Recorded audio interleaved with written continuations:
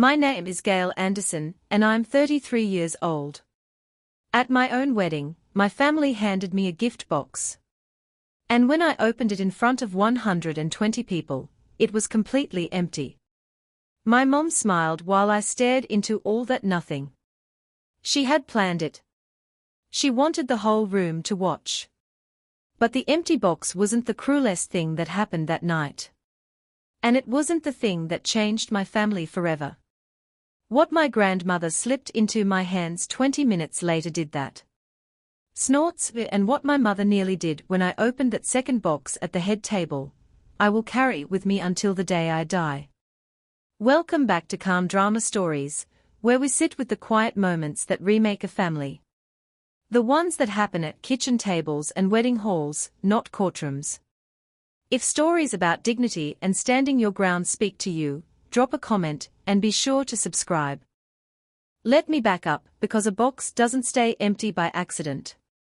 I work as a paralegal in a small firm 2 blocks from the county courthouse. I read contracts for a living. I notice when a single word is missing, and I notice when a whole person is. In my family, I was always the reliable one. When Grandma needed a ride to the cardiologist, I drove her. When someone had to sit at the hospital all night, that someone was me. When my sister Renee forgot our mother's birthday, I bought the gift and signed both our names. I was praised for exactly one thing my whole life. Sensible, never smart, never brave, never beautiful. Sensible, the way you praise a reliable car. My mom, Carol, measured everything in numbers.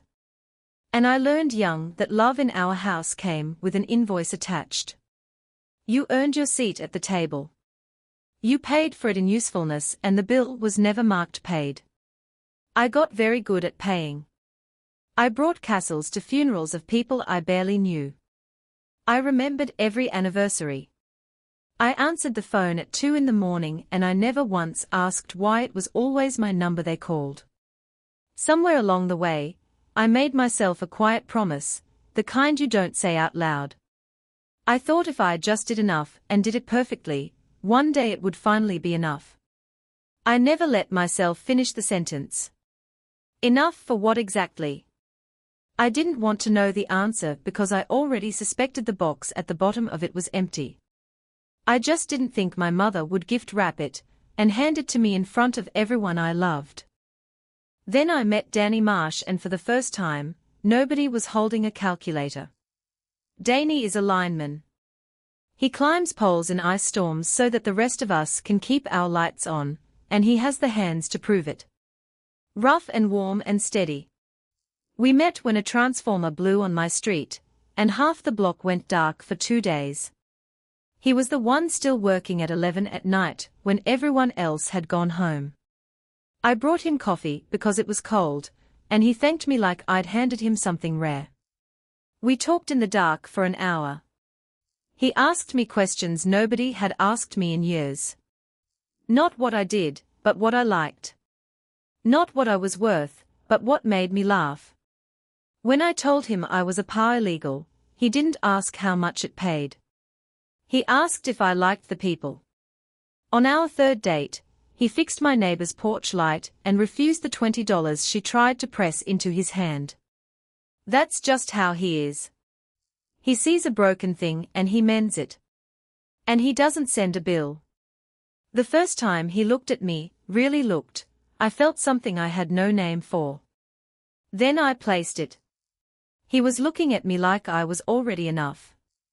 Not enough if, not enough when, just enough.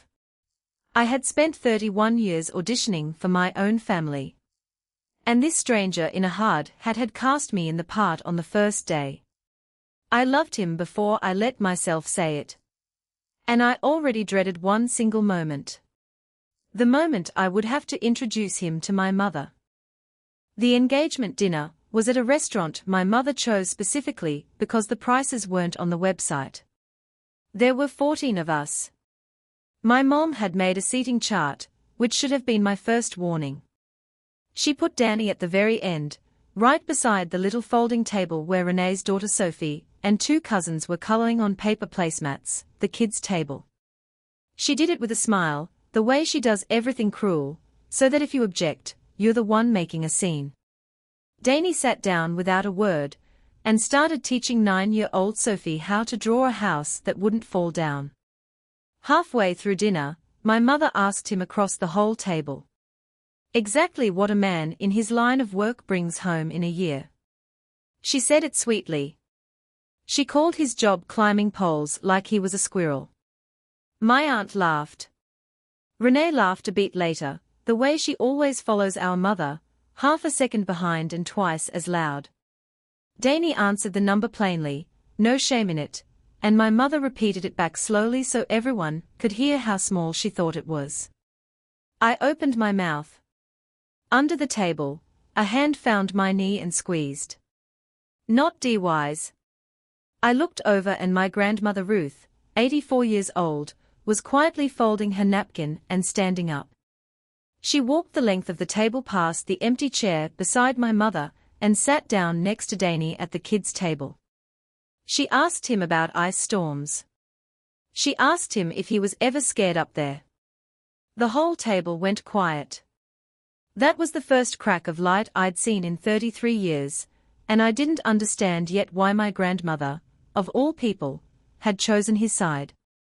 My mother has a habit that tells you everything about her. When she's upset, she opens the calculator app on her phone and starts tapping like she's toting up a loss. She did it in the car after the dinner, in the passenger seat. Thumb going, thumb going. Then she said the thing I'd been dreading since I was a child. She called my marriage a bad investment. She said it the way she'd say a stock had dropped. She reminded me again that our family had a name in this town, a reputation standing, and that I was about to spend it all on a man who climbs poles. Then she looked at me sideways and said something I didn't fully understand yet. She said, if I went through with it, I shouldn't expect anything to still be there for me. My part, she called it. Don't come asking about your part. I asked her what part. She just tapped the phone. I thought she meant her approval, which I'd never really had anyway. I thought she meant a spot in the will, a number I'd never counted on. I didn't know yet that my part had an address, a lake behind it, and a set of stairs my grandfather built by hand. I didn't know my mother had already decided to sell it, and that she needed me to fall in line before she could. I just sat there in the passenger seat, while my mother added me up and found me wanting. And for one ugly second, some small girl still living inside me wondered if the calculator was right. There's a house I need to tell you about. My grandfather, Walter, built it himself on a small lake 25 minutes outside town, board by board, over the course of about 10 years. I don't know how a working man found the time. I only know that every good memory I have as a child happened inside those walls. Grandpa taught me to fish off the dock he built. He showed me how the stairs were joined so they'd never squeak. And to this day, they don't. He died 6 years ago, when I was 27. And I still reach for the phone sometimes to tell him things. My grandmother, Ruth, still lives out there alone, 25 minutes past the last stoplight.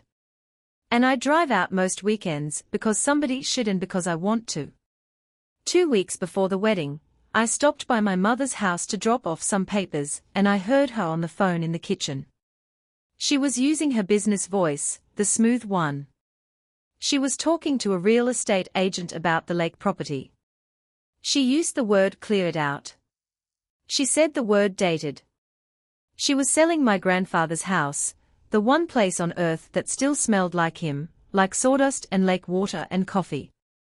I stood in the hallway with the papers in my hand and felt the floor tilt. Then I remembered one thing, and I held onto it like a railing. The house wasn't hers. It was in my grandmother's name. It always had been. My mother could want it sold all she liked. But the pen belonged to Ruth, and I did not yet understand how hard my mother was already working to get it into her hand. 3 days later, my mother made her next move, and she made it in writing. She sent an email to the entire extended family, aunts, uncles, cousins, my father's side, everyone. In it, she announced that she was withdrawing her offer to help pay for the wedding. She'd promised to cover the venue and the dinner months ago, in front of witnesses, and now she was very publicly taking it back. She wrote that she didn't invest in ventures with poor fundamentals. She actually wrote that about her own daughter's marriage, and she copied 30 people so they'd all know it was a dare. Cancel the wedding, come crawling back, apologize for embarrassing the family, and maybe the money reappears. That was the whole point of doing it in public. She wanted me to feel the walls close in. Danny read the email over my shoulder, and set his jaw and said one thing. We'll pay for our own wedding then. So we did. We moved it to the fellowship hall of the little church on Route 9. And we did the math at the kitchen table like adults. $14,000 of our own savings. Most of it is. No chandelier, no plated dinner, folding tables and string lights and a potluck of castles from people who actually loved us. I cried at that table, but not the way you'd think because for the first time the wedding was ours. Nobody had bought it, which meant nobody could take it back. I felt something loosen in my chest that had been clenched my whole life, and I didn't have a word for it yet. I would learn the word soon enough, and I would nearly trade it away for the very thing my mother was dangling. The week before the wedding, Renee let something slip. We were addressing the last of the place cards at my apartment, and my sister, who cannot hold a secret to save her life, giggled and said Mom had prepared a special gift for the reception, something for everyone to see. She said it like it was fun. I asked her what it was and she covered her mouth and said she'd promised not to tell, which meant she was dying to. All she'd add was that Mom wanted to make a point in front of everybody. I got a cold feeling in my stomach, the same one I get when a contract has a clause that reads too smooth. That night, my mother called ostensibly about parking at the church. And near the end, she said in that light voice she uses for her sharpest knives, "Don't worry, dear. At the reception we'll show everyone exactly what this marriage is worth." Then she said good night like she'd complimented my dress. I hung up and I knew the way you know weather is coming that she had built me a trap and wrapped it in ribbon. Here's the thing people never understand about a moment like that. I couldn't cancel. It was my wedding. You don't call off your own wedding because your mother has a surprise. You can't uninvite 100 people. You can't unbook the hall. And you can't refuse a gift in front of everyone without becoming the villain of your own story. So, I did the only thing I could. I decided that whatever was in that box, I would not give her the reaction she'd paid for. I had no idea my grandmother had been preparing a box of her own for 60 years. The morning of the wedding, the church hall on Route 9 smelled like coffee and lies and floor wax. Danny got there before the caterer, before the flowers, before me. And when I walked in, he was up on a ladder in his undershirt, hanging the string lights himself, because he didn't trust the way they'd been strung. Of course he was. The man mends things. He'd wired the whole hall so every bulb came on at once, and when he flipped the switch, and the room filled with warm little lights, Sophie clapped. She'd appointed herself my shadow for the day. She followed me around holding my veil off the floor so it wouldn't get dusty. Very serious about the job. And she asked me if it was true that I was marrying a man who could fix anything. I told her it was. My phone rang while I was buttoning my dress in the Sunday school room. It was my grandmother. Her voice was low and steady, the voice she uses when something matters.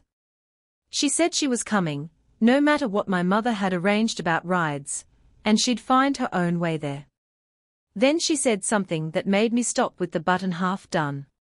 Tonight, when it happens, I want you to hold on to me. Whatever they do, you stay close to me and you wait. Can you do that for your old grandmother? I said yes without knowing what I was agreeing to. I asked her what was going to happen. She just said, "You'll see. And Gail, don't open anything until I tell you to." Then she hung up and I stood there in a half-buttoned dress, with my heart going because my grandmother had never in her life sounded like a woman with a plan. The ceremony itself was the best 20 minutes of my life. Right up until I looked at my mother. We kept it simple. No program, no soloist, just Danny and me and a pastor who'd known us both since we were kids. Danny wrote his own vows on a piece of paper folded so many times it had gone soft. He didn't say anything about forever or fairy tales. He said he'd keep my lights on. He said when the whole world went dark and cold, I'd never once wonder if he was still climbing toward me. His hands were shaking. Mine were too. Sophie held the veil. The little hall was full of people who'd brought potato salad and folding chairs and their whole hearts. And in the front row sat my mother in a dress that cost more than our catering, with her hands folded in her lap and her thumb moving. Even then she was under the table with her calculator, tallying what this was costing her in reputation. She didn't cry. She didn't smile. She totaled. Then halfway through the vows, the double doors at the back of the hall opened and someone wheeled my grandmother in. My mother had not arranged a ride for Ruth. My mother had, I later learned, specifically told the family that Grandma was too tired to come and shouldn't be bothered. Yet there she was in her good blue dress, being pushed down the aisle by a neighbor she'd called herself. She had a small box in her lap, wrapped in brown paper and tied with string. And she held it with both hands like it was the only thing in the room that mattered. My mother turned and saw her mother. And for just a second, something crossed her face that I couldn't read. It looked, of all things, like fear. At the reception, you could feel the two families in the room like oil and water refusing to mix. DY's people were loud and easy, hugging strangers, filling plates twice. My mother's people sat straighter, spoke softer, and kept sneaking looks at Danny the way you'd look at a stain on a nice carpet. I heard the word sweet used about him 3 times, and every time it meant beneath us. I heard someone murmur that it was a shame, a girl with her sense. I kept my chin up and my hand in Danny's and I worked the room. And the whole time my mother sat at the center table like a queen waiting for the right moment. That wrapped box beside her plate. Not Grandma's brown paper box. A different one. Glossy white with a silver bow. Expensive looking. Exactly the kind of thing you'd expect to hold something wonderful. My grandmother had asked me to wheel her right up to the head table next to me and Danny. And I did. And she kept one hand on my arm the entire time, just like she'd said she would. When the plates were cleared, my mother stood up and tapped a glass with her ring, and the room went quiet the way rooms do for her. Before the dancing, she said in her warm public voice, "I'd like to give my daughter and her new husband a little something, a family tradition." There is no such family tradition. I have been in this family my whole life. My grandmother's fingers tightened on my arm. Under the table on my other side, Danny took my hand and my mother lifted that beautiful white box off the table and held it out to me, smiling in front of every single person we knew. I want you to picture it because she certainly did. 120 faces turned toward me, string lights overhead, my grandmother's hand on my arm and my husband's hand in mine. My mother, radiant, holding out a gift I already knew was a trap. And me, with no choice in the world but to take it. So I took it. It was light, too light. A box that size, wrapped that carefully, should have weight to it. And this one had none. And I knew before my fingers found the lid exactly what was inside. I lifted it anyway because 120 people were watching and my mother had bet everything on my face.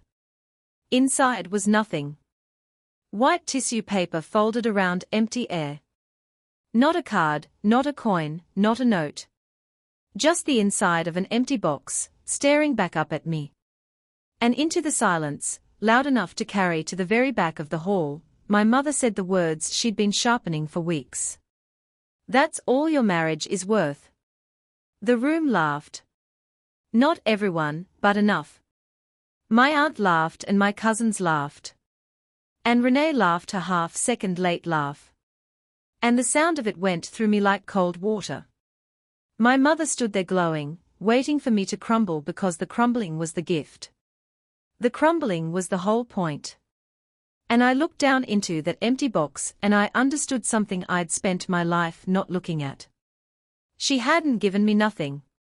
She'd given me a mirror. This was how she'd always seen me.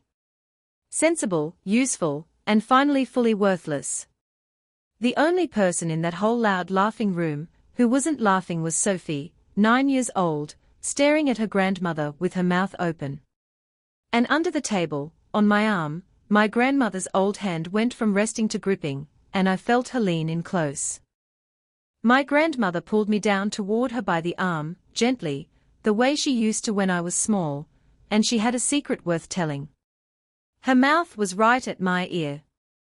Around us, the laughter was still dying down, and my mother was still standing, still glowing, still waiting for me to give her the tears she'd ordered. I didn't. I bent down to my grandmother instead, and into my lap, hidden by the tablecloth and my own 2 hands, she pressed the little box wrapped in brown paper and string. It was warm from her lap. It was heavier than it looked, she whispered, and her voice did not shake at all. "Don't open it here. Wait until you're back in your seat at the head table where you belong. Open it there. Slow and Gail." She waited until I turned to look her in the eye. Her eyes were wet and fierce and 84 years old and absolutely certain. "When you open it, you look straight at your mother. You don't look away. You understand me. You look right at Carol." I nodded. I couldn't speak. My hands closed around that brown paper box, and I felt the shape of something inside it. Small and hard and round, and something folded. Paper. My mother finally sat down, satisfied, thinking the show was over, thinking she'd won the night. She had no idea the night hadn't started yet. I straightened up. I set the empty white box aside without a word, which I could see confused her, because a reaction was the whole reason she'd built it. And I carried my grandmother's little box back to my seat at the head under the warm lights my husband had strung with his own hands, and I sat it down in front of me, and I untied the string. The paper came away in my hands quiet, and inside was a small wooden box my grandfather had made. I knew his work. I knew those joints. And inside that, resting on a square of blue felt, were 3 things. The first was a wedding ring. A thin gold band worn almost to a wire on the underside. The way a ring goes when a woman wears it every day for 60 years and never once takes it off. My grandmother's ring.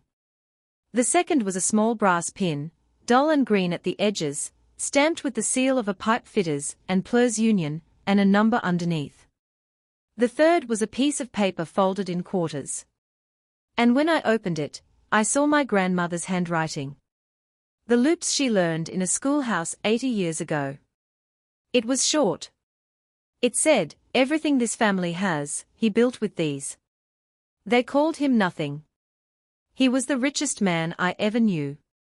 Wear the ring when you forget your worth. Wear the pin when they try to set it for you.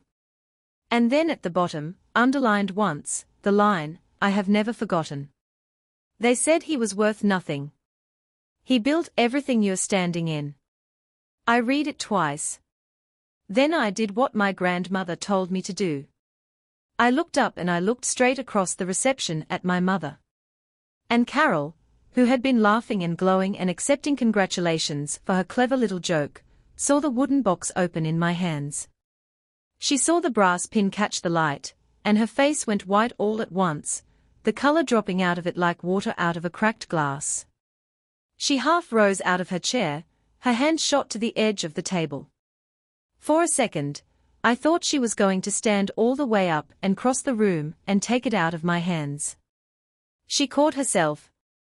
She sank back down, but everyone at our end of the hall had seen it. My mother was afraid, and I finally understood that the empty box had never been the real gift in that room. I sat there holding a brass union pin, and 33 years of small strange things rearranged themselves in my head all at once. My whole life my mother had told a story about where we came from. Old family, good stock. People of a certain standing, she'd say, as if standing was something you inherited, like a nose.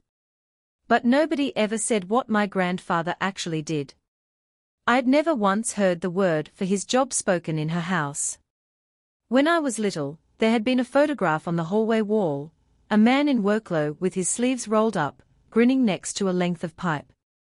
One day, it was gone. And when I asked, my mother said it had been the wrong photograph for that wall. I was 8. I didn't push. Now I was holding the seal of a union in my hand, green with age, worn smooth by a thumb that must have rubbed it 1,000 times. And I understood that the man in the vanished photograph and the man who built the squeakless stairs were the same man, and that my mother had spent my entire childhood quietly erasing him. All that standing she was so proud of, all that name, the reputation she was willing to sacrifice me to protect. It had been built by a plumber, by exactly the kind of man she'd just seated at the children's table, by exactly the kind of man she'd just told 100 people my marriage was worthless for choosing. I looked up from the pin, and across the room, my mother was already moving. She'd stood, smoothed her dress, fixed her smile back into place, and she was walking straight toward the head table, toward me, toward the little wooden box, with the brisk, purposeful step of a woman coming to clean up a spill before it stains. She reached me with her party smile on, and her eyes like winter. She leaned down close and murmured that we should step out for a moment, and to anyone watching it looked like a mother pulling her daughter aside for a happy word. I went because I didn't want this in front of Sophie, and because I wanted to hear what she'd say when she thought no one was listening. In the hallway by the coat racks, she dropped the smile like a coat of her own. "Put that box away," she said. "Low, fast."